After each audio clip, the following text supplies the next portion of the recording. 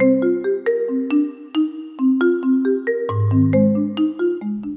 I'm Chris from Watson. And I'm also Chris, and I'm also, guess what, from Watson.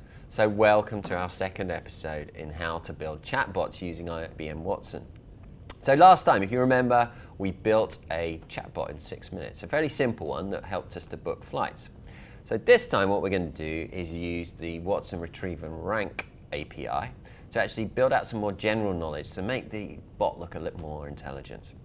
So Chris, let's show people where we got to last time.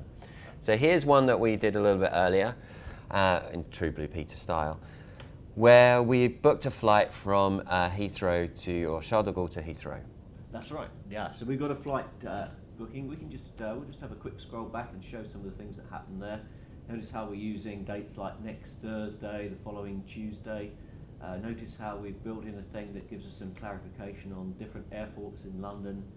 And there's a little fun thing happening here, because we're monitoring the conversation using the Emotion API, Okay. and seeing how the conversation's going. And we're just throwing in nice little chatty comments about, you seem to be enjoying speaking to me. And we might also use that to detect maybe frustration or anger. So you built out the one that we did last time a little bit, and we put what, a couple of days of effort into it? Yeah, a couple of extra days, and it's good now. It's pretty robust, and it works well. But after I've booked my flight to London, I'm going to have maybe some other questions. What other questions do you think I might have at that point? Well, I always am not sure of the baggage allowance. Okay. And what, because Yeah, so you know that's it one thing. changes, so the low-cost airlines, very strict. Bigger airlines seem to allow you to take lots of different stuff on. So I have lots of questions around that, sometimes the terminal, the city I'm going to, what I'm allowed to take on board. You know, I think, is it 100 ml limit sometimes for some of these liquids? So I have quite a lot of questions around that, and it's generally actually it's quite hard to find the answer. Yeah, and they're quite kind of general questions. We're not really necessarily going to build a very strict process for those. Maybe we want to find the answers, go and discover them, use a discovery service to find those answers. And that's what we're really going to show you today. So first of all, let's just show you a quick example. So, so I'm going to London. I might ask, where can I eat in London? I might ask, where can I eat in London? Lots of places. Lots of places. So I need an answer that's going to help me to find where I can eat.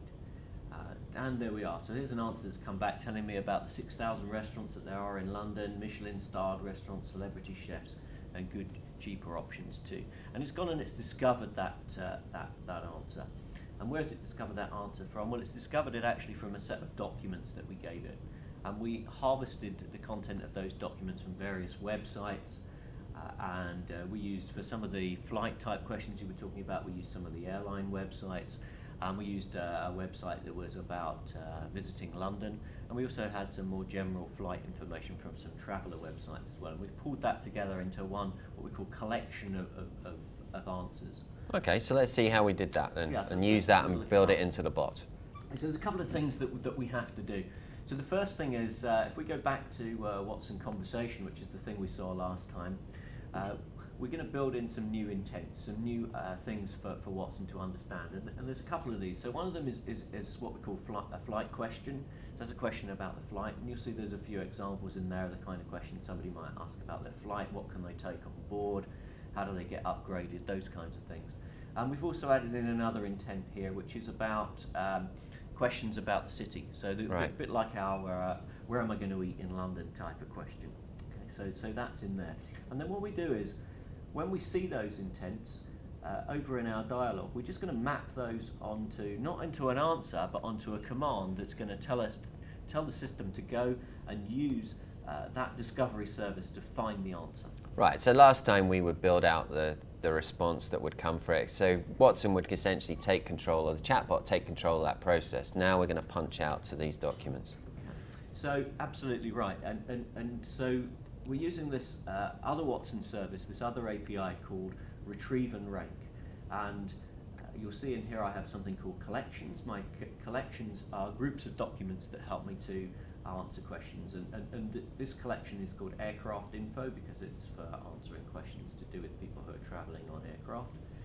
This is a very task-oriented process, so you'll see that I'm partway through one of my training tasks, which is going to make this discovery process work better against those documents. But I can also show you a little bit about the training that we've done to make this work. So if I go into content, you can see the 2 documents that we used to build this. I can actually open them up in Word. You can have a look at them. So this is the one that is about various things to do with restrictions on what I can take on board the So hoverboards there. I can't believe people are writing content about hoverboards. So people, But they do catch fire. So I suppose you don't want that on a plane. You can't take them on the plane. So they're called out specifically. Go in old the school information skateboards. that we harvested from the airline information. And there's another document here with some extra things in about what time I should arrive at the airport, and some of those things that we pulled from the website about London. Yeah. So they're sitting there in those documents, and those 2 documents are part of our collection. Okay. But when it gets really interesting is when we start training the system on questions. So here's the questions that we had, and I'm going to pick out just one of these questions as an example. So let's have a look and see if we can see the one about hoverboards that you were interested in. So can I bring my hoverboard? Is one of the questions that we trained on. So let's have a look and see here. And in fact, I can see here all the answers that were suggested by the system. By Watson. By Watson, and then it was my job to just go through and rate those answers. So how did that work? You put in the question, we put in the documents, and then Watson automatically suggests what you think the answer should be? Yeah, exactly. So Watson's suggesting answers, and what my job as the person who's training the system is simply to tell it whether it's a good answer, an okay answer, or a very bad answer. So you'll see here that the best answer at the top here, which is the one that comes up when you ask about hoverboards, I've given that 4 stars. That means that's a perfect answer. Okay. There's an answer here which is about batteries. That's kind of an okay answer, but it doesn't really answer the question, but it is on a related topic, so that's useful for Watson to know that. And then some of these other answers, which are about bringing your kids to London, are nothing to do with hoverboards at all, so they get just 1 star. And by doing that, we build what we call something called a ranker, and the ranker is the thing that goes and pulls out the best answer for us from a set of search results.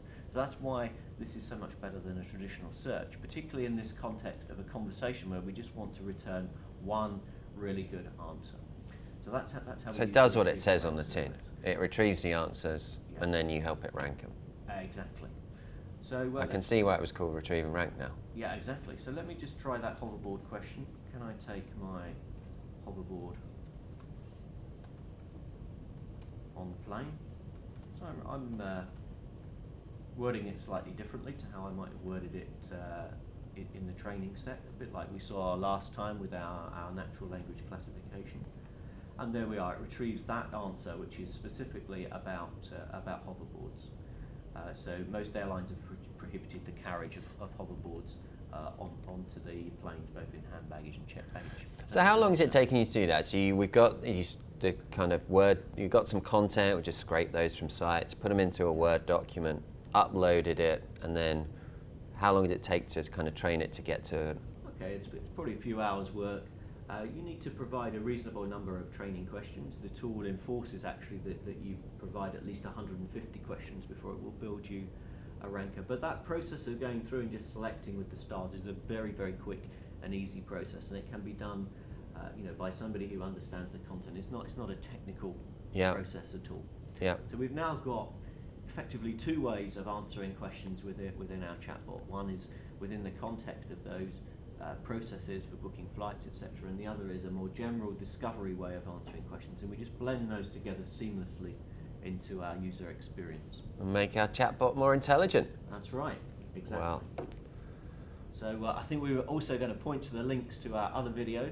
Yeah, so if you want to see how to build a chatbot in 6 minutes, go to this point. Well, that's Chris and Chris. Thanks for watching, and we'll be back soon.